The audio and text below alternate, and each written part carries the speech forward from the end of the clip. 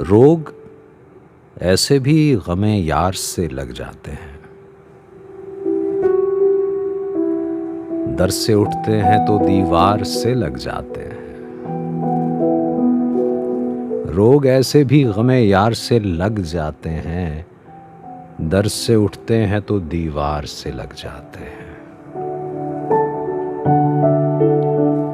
इश्क आगाज में हल्की सी खलिश रखता है। इश्क आगाज में हल्की सी खलिश रखता है, बाद में सैकड़ों आजार से लग जाते हैं।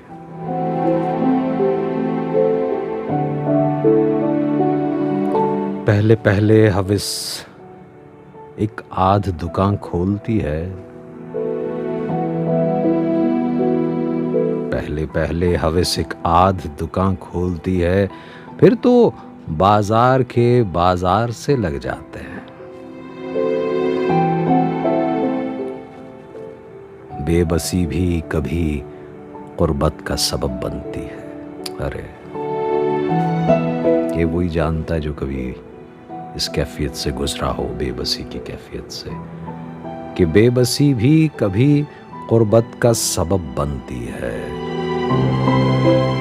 रो ना पाए तो गले यार के लग जाते हैं।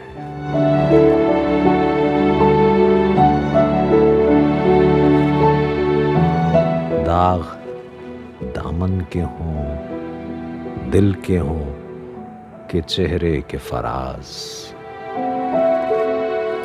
दाग दामन के हों, दिल के हों के चेहरे के फराज।